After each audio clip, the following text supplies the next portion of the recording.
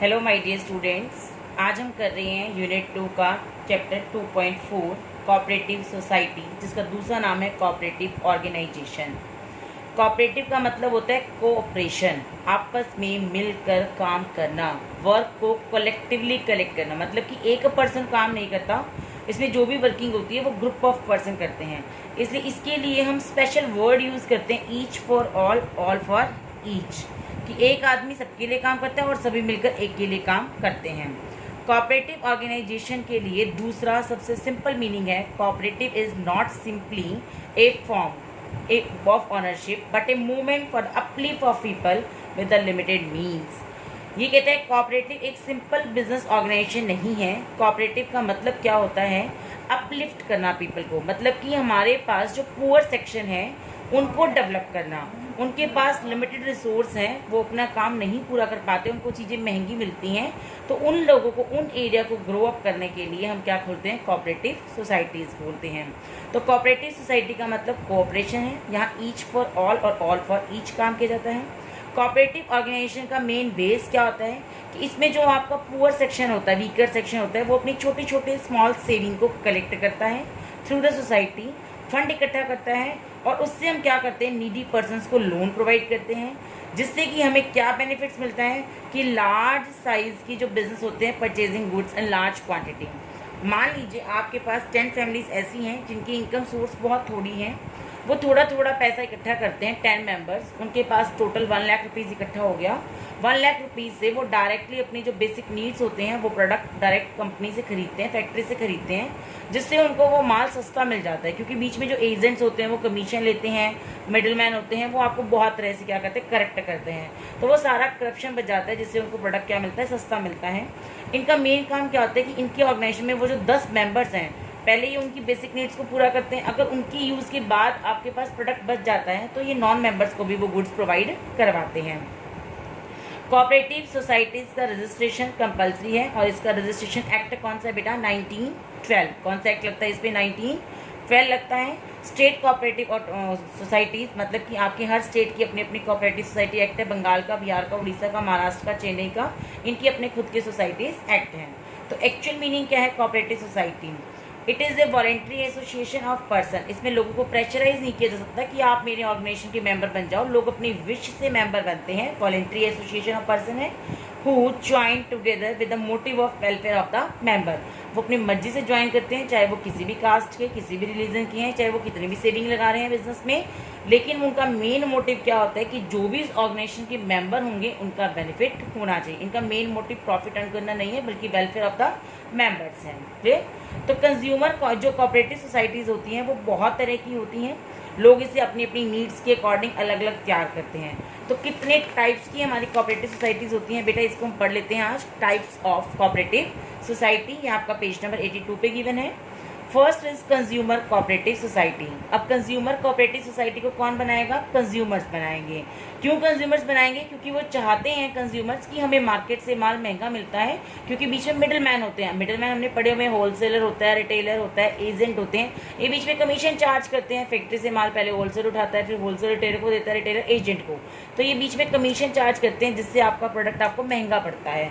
अभी चाहते हैं कि मेरे प्रोडक्ट सस्ता पड़े, तो ये कंज्यूमर क्या करते हैं, अपनी छोटी छोटी सेविंग को इकट्ठा कर लेते हैं, और बड़ा जो बल्क इकट्ठा जाता है, फंड इकट्ठा जाता है, उससे डायरेक्टली फैक्ट्री से माल परचेज कर देते हैं, जिससे ये क्या करते हैं, बीच के मिडिल मैन को एक्सप्लॉइट रिमूव कर देते हैं। इनका मेन मोटिव क्या होता है, मिडिल मैन को रिमूव करना।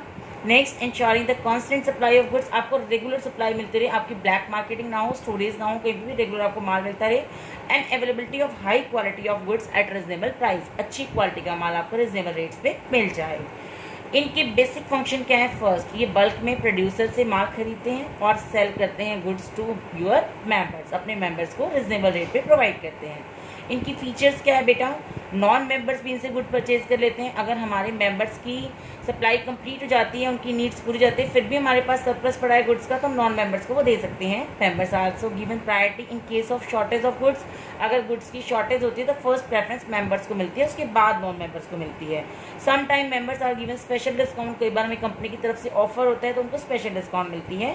Members are given bonus to share in profit in proportion to their purchase and investment respectively, अगर उनकी इन्वेस्टमेंट की वजह से कोई बेनिफिट होता है तो उसमें उनको बोनस भी दिया जाता है। ये क्या थी आपकी कंज्यूमर कोऑपरेटिव सोसाइटी, मिडलमैन को रिमूव करना। ऐसे आपकी कुछ और सोसाइटीज़ हैं, जैसे प्रोड्यूसर कोऑपरेटिव सोसाइटी, इसे कौन बनाता है? प्रोड्यूसर्स बनाते हैं। अब प्रोड्यूसर को किस चीज़ की जरूरत होती है? जैसे कंज्यूमर को तो बेसिक नीड्स पूरी करनी होती है, अपनी रोटी कपड़ा मकान, ऐसे प्रोड्यूसर क्यों कोऑपरेटिव सोसाइटी बनाएगा? क्योंकि प्रोड्यूसर को क्या चाहिए बेटा? रॉ मटेरियल चाहिए, अच्छी क्वालिटी का रिजनेबल रेट पे रॉ मटेरियल चाहिए। तो इनका मेन ऑब्जेक्टिव क्या है? Providing the material and help in the sale of goods. ये मटेरियल भी प्रोवाइड करते हैं और आपकी रेडी हुए गुड्स को सेल करने में हेल्प करते हैं। इनका बेसिक फंक्शन क्या है? Assisting members in purchasing and selling. ये जो इस सोसाइटी के मेंबर्स होते हैं उनको गुड्स अवेलेबल करवाते हैं, उनके गुड्स को सेल करते हैं और आपके प्रोड्यूसर्स को बर्डन फ्री कर देते हैं, ताकि उनका पूरा कंसंट्रेशन किस पे हो? सिर्फ अपने प्रोडक्शन पे हो। कहाँ से रॉ मटेरियल मिलेगा, कैसे माल सेल होगा, कैसे हमारे एक्सपेंसेस होंगे, इन सब चीज़ों की उनको कोई दिक्कत नहीं है, सारा काम सोसाइटी करती है। आपके प्रोड्यूसर्स का मेन काम क्या होता है? सिर्फ और सिर्फ अपने प्रोडक्शन पे ध्यान देना। तीसरी ऐसी हमारी सोसाइटी है बेटा कोऑपरेटिव मार्केटिंग सोसाइटीज़। अब मार्केटिंग सोसाइटीज़ भी कौन बनाएंगे? प्रोड्यूसर्स भी बनाएंगे, क्योंकि उनको ही अपना प्रोडक्ट मार्केट में सेल करना होता है। तो इसे कौन तैयार करता है? आपके स्मॉल प्रोड्यूसर क्या करें? क्यों? क्योंकि उनको अपना प्रोडक्ट सेल करने में बहुत सारी प्रॉब्लम्स क्रिएट होती हैं, तो वो डायरेक्टली तो कस्टमर को सेल कर नहीं पाते, तो बीच में वो कौन सी सोसाइटी की हेल्प लेते हैं? Marketing society. इनका काम क्या होता है? ये आपको एक बना बनाया रेगुलर मार्केट प्रोवाइड करते हैं, आपको रिलीव कर देते हैं कि आपका एक्सप्लॉइटेशन होगा। कोई मिडिल मैन आप ढूंढते हो, कोई एजेंसी ढूंढते हो, आपसे घपला करती है, आपको एक्सप्लॉइट करती है, आपको करप्ट करती है, आपके प्रोडक्ट्स को अच्छे रेट पे नहीं बेच पाती, कस्टमर को अटैच नहीं कर पाती, सो मेनी प्रॉब्लम्स हो जाती हैं। तो ये सोसाइटी क्या करती है? आपको रिलीव कर देती है एक्सप्लॉइटेशन से। इनका मेन काम क्या होता है? मेंबर से गुड्स को कलेक्ट करना जो आपका रेडी हो गया है और उनको रिजनेबल रेट पे मार्केट में सेल कर देना। और ये ध्यान रखते हैं कि जो भी डीलिंग होती है उसके बीच में कोई फ्रॉड ना हो और आपके अकाउंट्स में भी कोई फ्रॉड ना हो। तो इनका बेटा मेन फीचर क्या है? ये इंक्रीज करते हैं capacity bargaining and provide financial assistance to the members. दूसरा काम क्या होता है? ये आपको ट्रांसपोर्ट देते हैं, वेयर हाउस की फैसिलिटी देते हैं, पैकिंग मार्केटिंग रिसर्च की फैसिलिटी देते हैं। डिडक्टिंग करने के बाद एक्सपेंसेस को, जो टोटल सेल होती है उसमें से सारे खर्चे माइनस करने के बाद जो प्रॉफिट होता है उसको डिस्ट्रीब्यूट कर देते हैं। फोर्थ है बेटा आपकी कोऑपरेटिव क्रेडिट सोसाइटीज़। अब क्रेडिट सोसाइटीज़ कौन होते हैं? जिनको उधार में पैसा चाहिए होता है। बिजनेस चलाने के लिए बहुत फाइनेंस की जरूरत होती है, जरूरी नहीं कि सारा फाइनेंस हमें बैंक से मिल जाए, हमें कई बार पब्लिक से भी पैसा लेना पड़ता है, पर्सन टू पर्सन भी लेना पड़ता है। तो ये क्रेडिट सोसाइटीज़ क्या करती हैं? इसे आम लोग बनाते हैं, जनरल लोग, हम जैसे मिडिल क्लास फैमिली लोग बनाते हैं। कहते हैं इनका मेन काम क्या होता है? ये अपने मेंबर्स को क्लचेज ऑफ मनी लेंडर से बचाते हैं। जैसे जमींदार वगैरह होते हैं, आपकी ज़मीन गिरवी रख लिया, आपको बदले में पैसा उधार दे दिया, फिर ब्याज पे ब्याज लगा दिया, उन सब फैसिलिटीज से, उन सब क्लचेस से दूर करते हैं। ये क्या करते हैं? छोटी छोटी सेविंग्स को इकट्ठा करते हैं। हमारे 10 मेंबर्स ने 10,000 रुपये डाले, 1 लाख रुपये इकट्ठा हो गया, मुझे बिजनेस में पैसों की बहुत सख्त ज़रूरत है 80,000 की, तो मैं अपनी सोसाइटी से 80,000 रुपये उधार ले लूँगी, एज ए लोन ले लूँगी उनसे, और जब जैसे जैसे इंटरेस्ट देना होगा इंटरेस्ट दे दूँगी और फिक्स टाइम पीरियड के बाद वो अमाउंट वापस कर दूँगी। ये क्या करते हैं? आपकी छोटी छोटी सेविंग्स के लिए आपको इंकरेज करते हैं, हैबिट बनाते हैं। इनका मेन काम क्या होता है? आपकी डिपॉजिट एक्सेप्ट करना और आपको प्रोवाइड करना लोन। इनके मेन सोर्स क्या होते हैं? इनके खुद के मेंबर्स इनमें पैसा लगाते हैं और नॉन मेंबर्स से पैसा लगा सकते हैं, और ये नॉन मेंबर्स को भी कई बार पैसा उधार देते हैं। मेरे पास 1 लाख का फंड पड़ा है, सोसाइटी में किसी मेंबर को ज़रूरत नहीं है, नॉन मेंबर्स को ज़रूरत पड़ गई तो हम नॉन मेंबर्स को भी वो इंटरेस्ट पे पैसा उधार दे सकते हैं। नेक्स्ट है बेटा फार्मिंग सोसाइटी। अब फार्मिंग सोसाइटी कौन बनाएगा? फार्मर्स बनाएंगे, स्मॉल फार्मर्स। इनका मेन मोटिव क्या होता है कि जो उनकी छोटी छोटी खेती होती है उन पर खर्चे बहुत ज़्यादा लग जाते हैं, तो ये चाहते हैं कि इसमें कुछ बचत हो जाए हमें। तो ये क्या करते हैं? पहला काम, achieving the economic of scale and highest productivity in agriculture, कि खर्चे कम लगे और खेती ज़्यादा अच्छी हो जाए। ये क्या करते हैं? एनकरेज करते हैं कोऑपरेटिव फार्मिंग। जो आपके छोटे छोटे खेत हैं, अगर 10 बंदों के छोटे छोटे खेत हैं और वो अलग अलग सीड्स लाएंगे, फर्टिलाइज लाएंगे, तो उनको महंगा पड़ेगा कि 10 के 10 बंदे जो होते हैं वो इकट्ठे हो जाएं और एक ही फर्टिलाइज आएँ, एक जगह से सीड लेके आएँ, तो उनको सस्ता पड़ेगा, मॉडर्न टेक्निक्स मिल जाएगी, क्वालिटी आपके प्रोडक्ट्स की अच्छी हो जाएगी।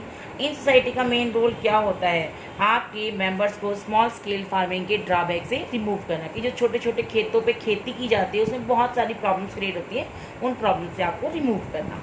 And last is housing society. अब हाउस, गरीब लोग कैसे घर बनाएं? वो तो करोड़ों के मकान बना नहीं सकते गरीब लोग, तो छोटे छोटे आदमी क्या करते हैं? छोटी छोटी सेविंग करते हैं, उसके बाद एक बड़ा सा प्लॉट ले लेते हैं, उसके ऊपर 10 मंजिलें मिंडरी बना लेते हैं, उसमें छोटे छोटे फ्लैट्स बन जाते हैं।